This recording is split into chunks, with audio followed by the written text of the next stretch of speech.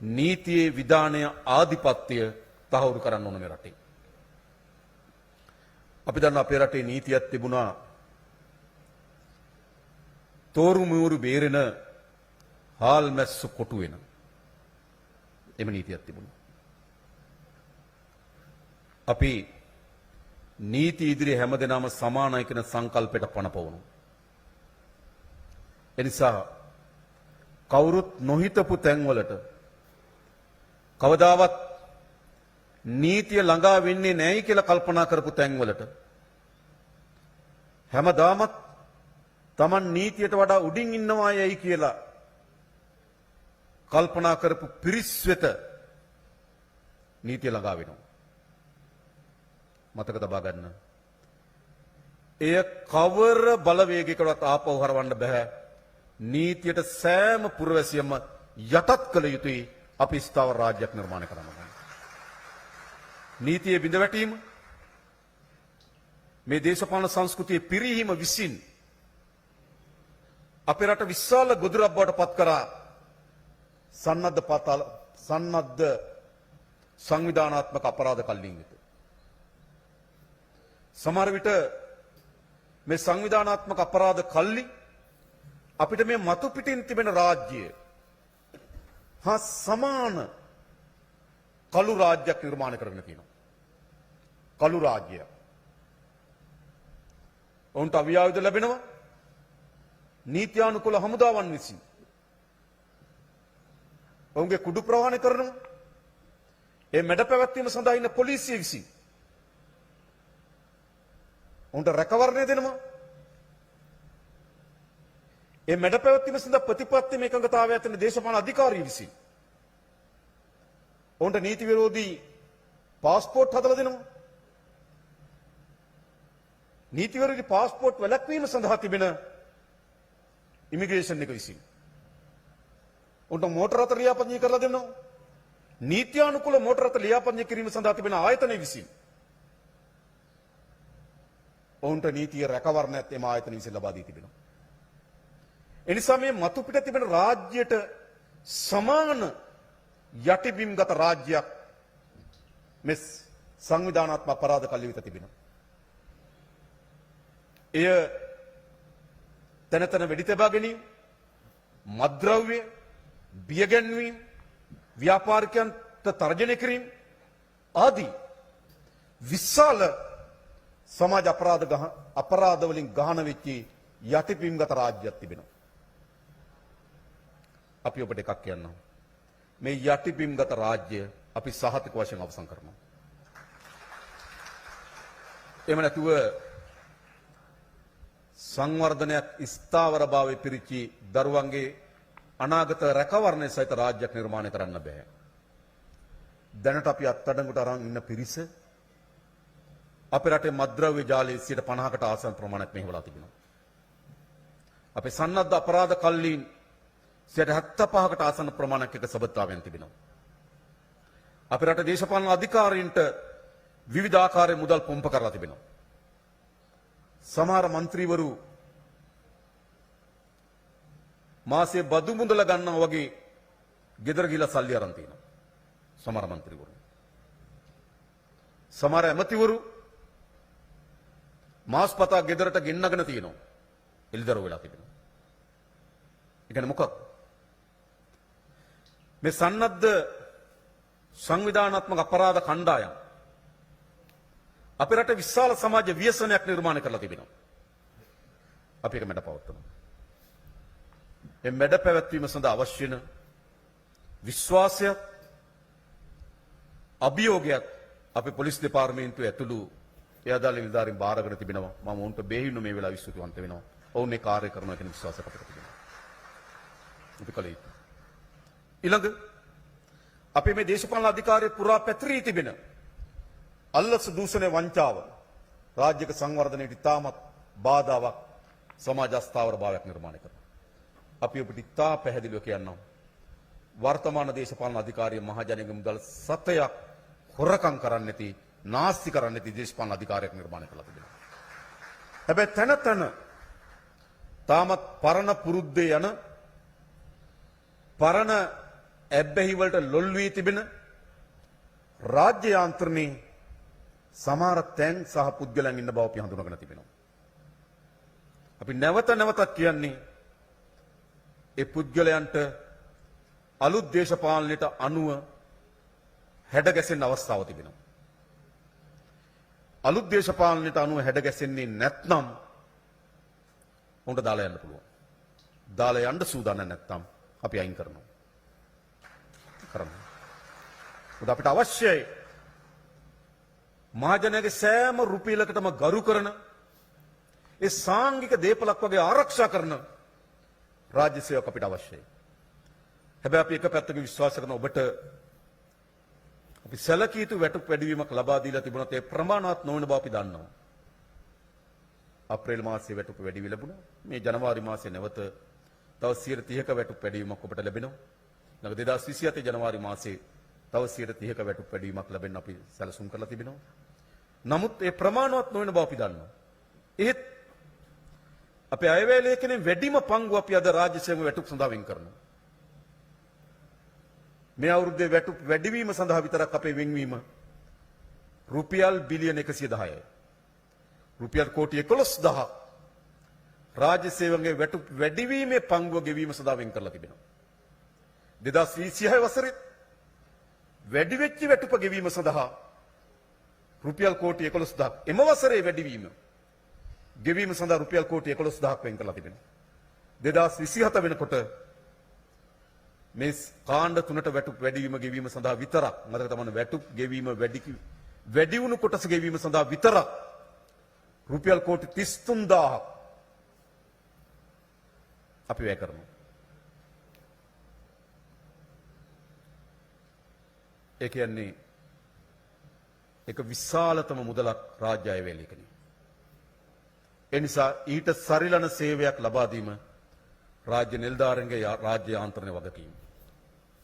අපේ මේ රාජ්‍ය යාන්ත්‍රණ සැලකිය යුතු ප්‍රමාණයකින් නටබුන් වෙලා තිබෙන රාජ්‍ය යාන්ත්‍රණය. නටබුන් වෙලා තිබෙනවා. වාහන අවුරුදු 15 20 පරිණි වාහන. ආයතනවල තියෙන මුදුකාංග පද්ධති සැලකිය යුතු ප්‍රමාණයකින් පැරණි මුදුකාංග පද්ධති. ආයතනවල තියෙන කොම්පියුටර් සමහර ඒවාට දෙපාරක් විතර තට්ටු කරන්න සිදු වී තිබෙනවා. පැරණි ඒවා. රාජ්‍ය සේවකගේ සිතුවිලි මනෝභාවයන් ඒවා සාම්ප්‍රදායික ගතානුගතික ඒවා. නිසා අපේ රාජ්‍ය සේවය සැලකිය යුතු ප්‍රමාණයකින් රාජ්‍යයක් නූතනත්වයේ සඳහා ගෙන යාම සඳහා සුදුසු නොවන නටබුන් සහිත රාජ්‍ය සේවයක් අපිට තිබෙනවා. නූතන නොවන සාම්ප්‍රදායික ගතානුගතික රාජ්‍ය සේවකින් අපිට කිසිසේත්ම නූතන රාජ්‍යයක් ගොඩනගා ගැනීමේ හැකියාව ලැබෙන්නේ නැහැ. එනිසා අපි විශාල මේ 2026 අයවැය ලේඛනයෙන් අපි විශාල බරතැබීමක් තියන්න සූදානම් කරලා තිබෙනවා. අපේ මේ රාජ්‍ය සේවය නූතනත්වයට ගෙන යන්න. නිසා මේ වන විටත් මේ වසරේ අපි රාජ්‍ය සේවකයන් සඳහා අවශ්‍ය වන වාහන 2000ක් ආනයනය කිරීම සඳහා දැන්ටමත් අපි මුදල් අමාත්‍යාංශය කටයුතු කරලා තිබෙනවා. අපි ප්‍රාදේශීය සභාව තුළ සංවර්ධනාර්ථ සියල්ල බිඳ වැටලා තිබෙන්නේ. ඒවට අවශ්‍ය වන යන්ත්‍ර සූත්‍ර ලබා දීම සඳහා අපි කටයුතු කරමින් තිබෙනවා. අපේ රාජ්‍ය සේවය කාර්යක්ෂම කිරීම සඳහා අවශ්‍ය වන ඩිජිටල් ප්‍රවේශය ඉතා වේගවත් අපි සිදු කරමින් තිබෙනවා. අපි උත්සාහ කරන ලබන වසර වෙනකොට රජයත් එක්ක කරන සියලු ගනුදෙනු ඩිජිටල් වේදිකාවන් හරහා කිරීමට අවශ්‍ය වන සැලසුම් අපි හදනවා. සියලු ගනුදෙනු. ලයිට් බිල වතුර බිල වගේ ඒවා ටිකක් රට පුරාම පැතිරලා ග්‍රාමීය ජනතාවත් එක්ක ඉතා වේගෙන් අපිට කරගන්න පුළුවන් වේදික ප්‍රශ්න තිබෙනවා. නමුත් අපි ඒකටත් අවශ්‍ය වෙන ප්ලැට්ෆෝම් නිර්මාණය කරනවා. නිසා අපේ රාජ්‍ය නූතනත්වය කරා ගෙන යන්න නම් අපිට නටබුණු රාජ්‍ය සේවකින් කළ හැකියාවක් නැහැ. අපි මේ රාජ්‍ය සේවය සහ රාජ්‍ය යාන්ත්‍රණය නූතනත්වයට ගෙනීම සඳහා අපි කටයුතු කරමින් තිබෙනවා. ඒ සඳහා අවශ්‍ය වන මානසික සහ ප්‍රායෝගික වෙනස අපේ රාජ්‍ය නිලධාරීන් විසින් ඇති කරගන්න වී කියලා බලාපොරොත්තුවක් අපිට තිබෙනවා. ඒ ප්‍රධාන කාර්යය.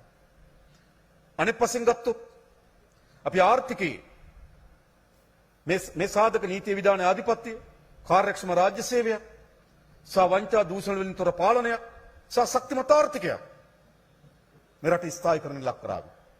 අපි ආර්ථිකයේ සෑම ශේෂ්ත්‍රයකම වැදගත් වර්ධනයක් අපි අත්පත් කරන් තිබෙනවා. වැදගත් වර්ධනය. උදාහරණයක් ලෙස ගත්තොත්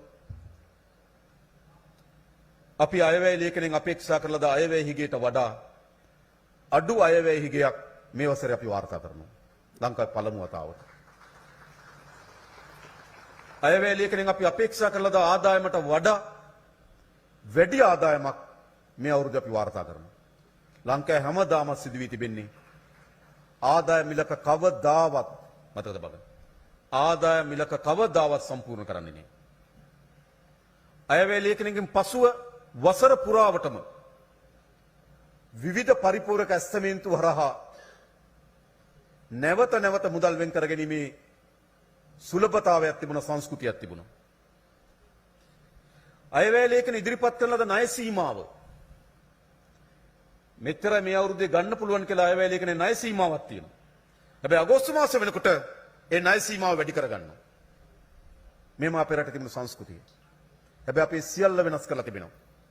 අපේක්ෂා කරන ලද අයවැය හිගයට වඩා අඩු අයවැය හිගයක්, අපේක්ෂා කරන ලද ආදායමට වඩා වැඩි ආදායමක් මේ වසර වෙන්න පුළුවන් අතිරේක වියදම් සඳහා පරිපූර්ණක ඇස්තමේන්තු ඉදිරිපත් නොකරන ලද එකම වසර බවට මේ වසරපත් වෙනවා. සමහර පරිපූර්ණක ඇස්තමේන්තු අපි ඉදිරිපත් කළා තිබෙනවා අතිරේක මුදල් ලබා ගැනීම සඳහා නෙවෙයි, එම අමාත්‍යාංශයේ මුදල් එක් වැය සීරිසන්ත වෙන් කිරීම සඳහා. එම නිසා අතිරේක මුදල් අපි ලබා ගන්නේ නෙවෙයි. ඉලක්කයක් සැලසුමකට ආර්ථික මෙහෙයවීම තිබෙනවා. ඒකේ ප්‍රතිලාභ හැටියට අපිට පළමු කාර්තුවේ 4.8ක ආර්ථික වර්ධන වේගයක් අපි අත්පත් කරගෙන සමත් වී තිබෙනවා. දෙවැනි කාර්තුවේ 4.9ක ආර්ථික වර්ධන වේගයක් අපි අත්පත් කරගෙන සමත් වී තිබෙනවා. ඒ වගේම අපි මේ වසර අවසන් වෙනකොට 5% ආසන්න ආර්ථික වර්ධන වේගයක් අත්පත් කරගත හැකියි. ඒ කියන්නේ අකණ්ඩව 5% ආසන්න ආර්ථික වර්ධන වේගයෙන් අත්පත් කරගත්තු වසර දෙකක් අපි අභිමුඛ වෙනවා. ඒ ආර්ථික වැදගත් සාධක. ඩොලරයේ සැලකිත ප්‍රමාණයක් අපි ස්ථාවර කරන් තිබෙනවා. ඩොලර් සංචිත බිලියන 7ක් දක්වා මේ වසර අවසන් වලට වර්ධනය කර ගැනීම ඉලක්ක කරගෙන අපි වැඩ කරමින් තිබෙනවා. බැංකු පොලි ස්ථාවර බැංකු පොලි අනුපාතිකයේ තනි ඉලක්කමේ රඳවා ගන්න සමත් වී තිබෙනවා. අද බැංකු පද්ධතිය පෞද්ගලික ආයෝජන සඳහා විශාල ලෙස මුදල් පොම්ප කරන්න පටන් අරගෙන තිබෙනවා. ආයෝජන කැඳවගෙන සමත් වී තිබෙනවා. අපේ ආණ්ඩුවේ පළමු වසර තුල ගිය සැප්තැම්බර් සහ මේ සැප්තැම්බර් සංසන්දනය කරොත් ඩොලර් බිලියනක ඍජු ආයෝජන කැඳවගෙන සමත් වී තිබෙනවා. පෝර්ට් සිටි ආයතනයේ ඩොලර් බිලියන 1.4ක ව්‍යාපෘති 4ක් දැන් අපි අනුමත කරලා තිබෙනවා. තවත් විශාලතම ඩොලර් බිලියන 1.2ක ව්‍යාපෘතියක එකඟතාවය 90කට ආසන ප්‍රමාණයකින් අපි අවසන් වී තිබෙනවා. අපේ මේ ජපන් සංචාරයේදීම ව්‍යාපෘති අපි අවසන් කර ගැනීම පිළිබඳව ඉලක්ක කරලා වැඩ කරමින් තිබෙනවා. එනිසා මොකද්ද කරමින් තිබෙන්නේ? ඍජු විදේශ ආයෝජන, සංචාරක ශාස්ත්‍රය, අපනයන ආදායම සහ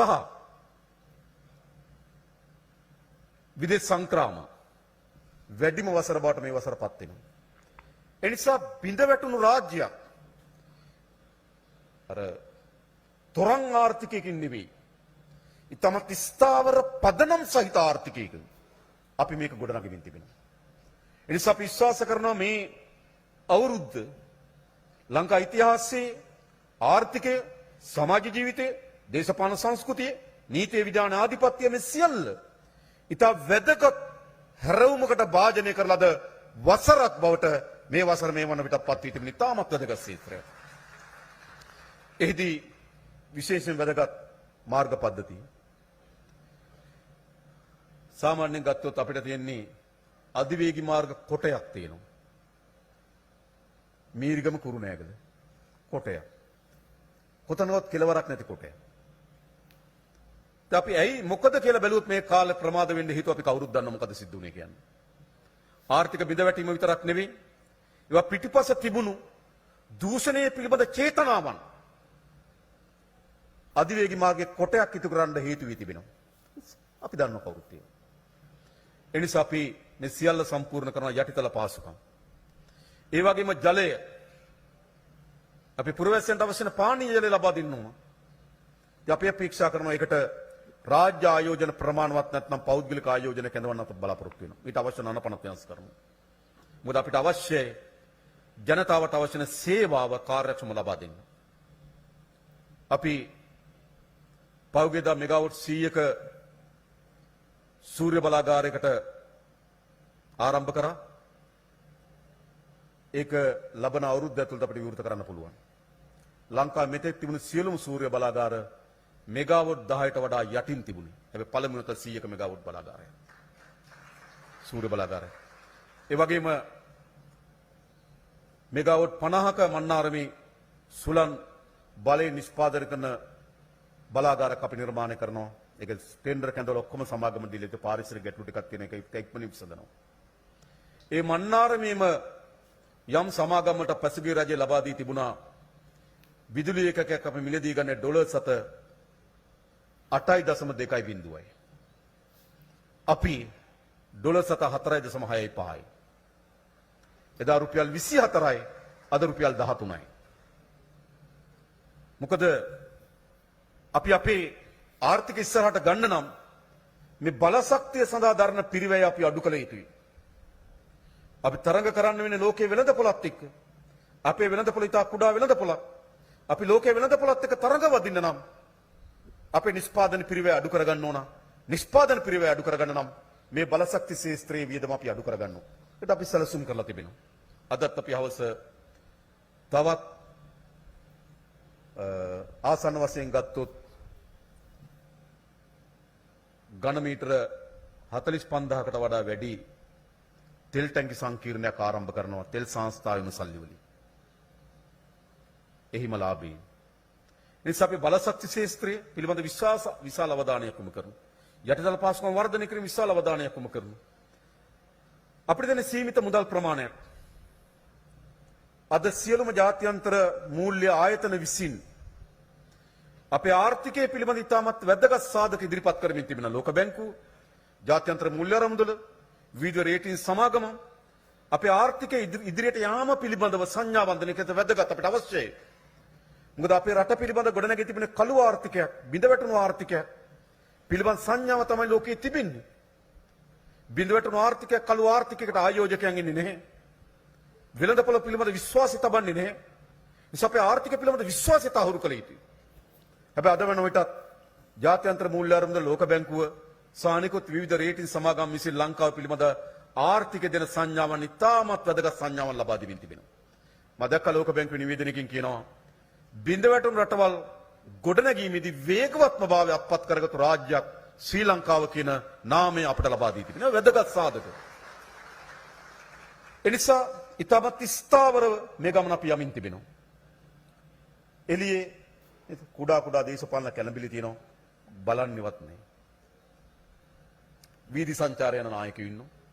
ඒක කමක් නැහැ. ගියපුවාවයි. නීතිය ක්‍රියාත්මක වුණාට පස්සේ නීතියට අභියෝග කරන නායකයෝ ඉන්නවා. කාටවත් නීතියට අභියෝග කරන්න බෑ. අපි හැමදෙනාම නීතියට යටත් කරනවා. පාර්ලිමේන්තුවේ නීතිය සම්මත වුණාට පස්සේ ඒ නීතියට සමච්චල් කරන නායකයෝ ඉන්නවා. නෑ හැමදෙනාම මේ නීතියට යටත් බව මතක තබා ගන්න. මේ පාර්ලිමේන්තුවේ මේ සම්මත කරන නීතීන් අපේ රටේ පැරණි ගතානුගතික දේශපාලන අධිකාරීන් වෙත හිස් පුම්බා අත්තරලද චරිත වෙත ලබා දී තිබෙන වරප්‍රසාදයන් කිසිසේත්ම අපේ ජනතාව කිසිදු මුදලක් එවැනි වැයවරකට නොදරිය යුතුයි. කිසිදු මුදලක්. අපි සියල්ල පිරිසුදු කරනවා. අපිට අවශ්‍යයි දියුණු දේශපාලකයෙක්, දියුණු පුරවැසියෙක්.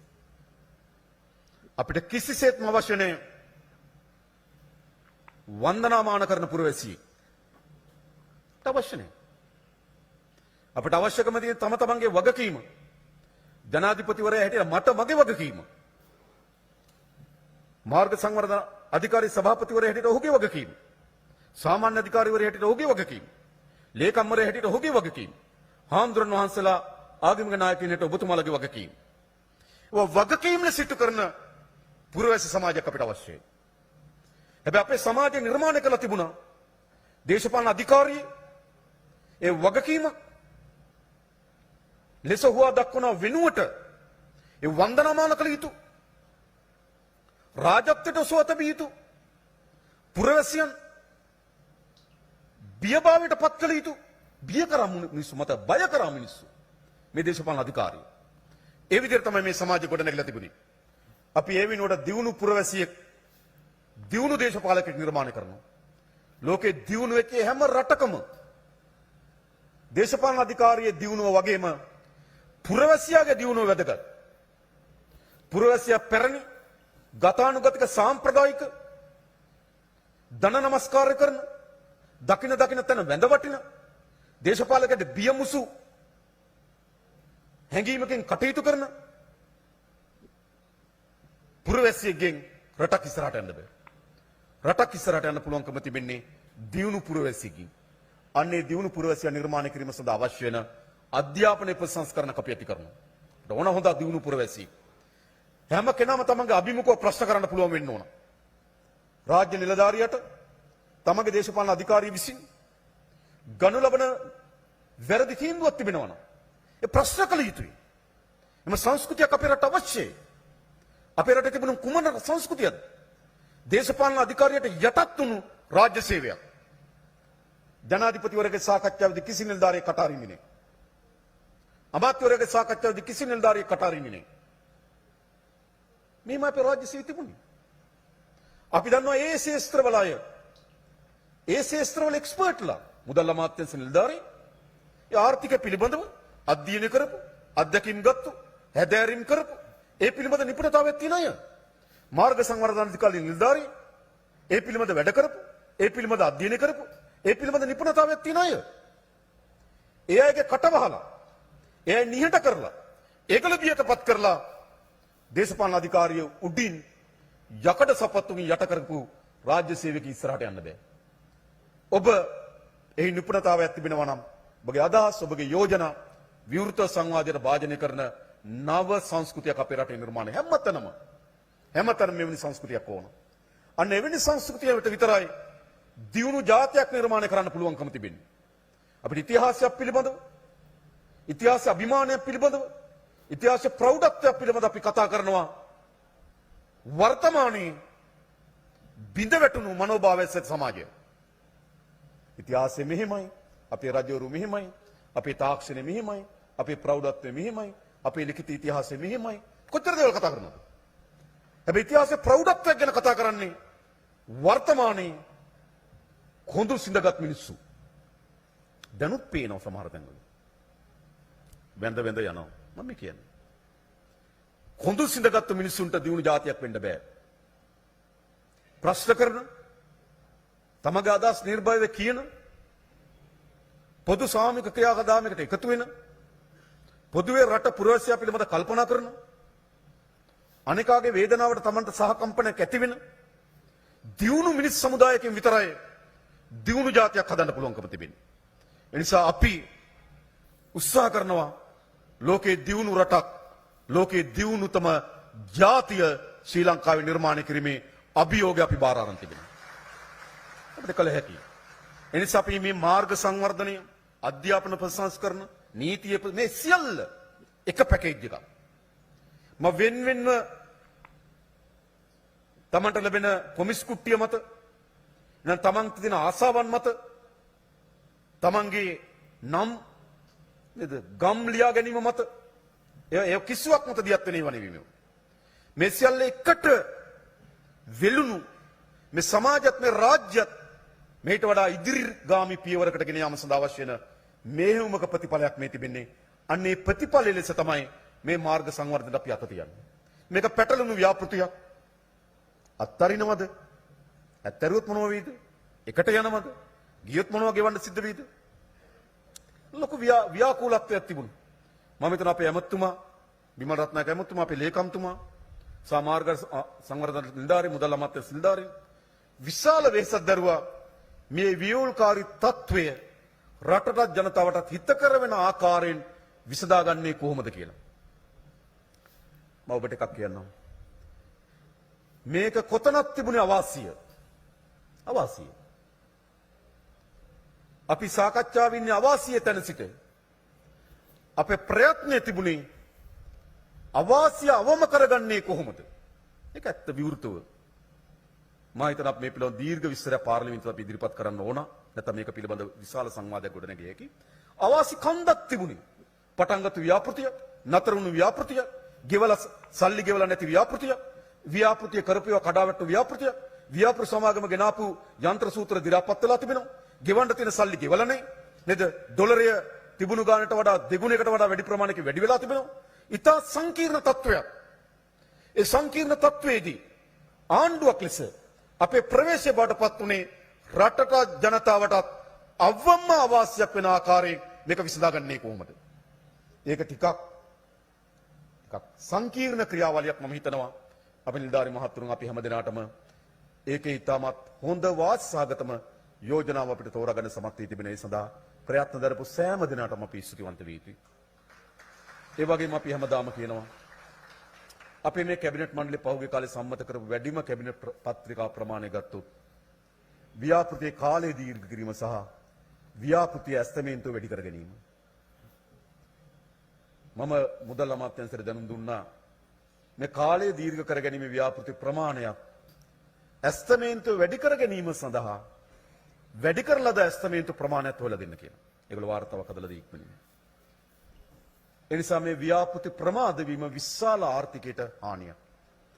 ඒ නිසා මේ මීටර 500 දුර ශ්‍රී ලංකාවේ සමාගම බාරන් තිබෙනවා. කිලෝමීටර් 27ක දුර අපේ චීන සමාගමක් විසින් බාරන් තිබෙනවා. අපේ ඇමතුමා 37ක කිලෝමීටර් 37ක දුර චීන සමාගමක් විසින් බාරන් තිබෙන ඉදි කරන්න. දැන් අපේ අමාත්‍යතුමා කියු පරිදිම නියමිත කලට කිරීම ඔබගේ වගකීම. අප ඒ සඳහා ආණ්ඩුවක් ලෙස ලබා දිය හැකි හැම සහායම අපි ලබා ඒක අපේ කාර්යය. කොන්ත්‍රාත්කරුවන්ට ගෙවීම අපි නිසි පරිදි කරන්න. අද මුදල් අමාත්‍යාංශයට ඉදිකිරීම සඳහා එන කිසිදු බිල්පතක් සති දෙකකට වඩා ප්‍රමාද වෙන්නේ නැහැ. ඒ බිල්පතේ ප්‍රශ්නයක් තිබුණොත් තමයි ප්‍රමාද වෙන්නේ. අපි බිල්පත් ටික ඉතා ඉක්මනින් නිරවුල් කරන්න. රජයක් හැටියට ඔබට ලබා දිය හැකි හැම සහායම අපි ලබා දෙන්නම්.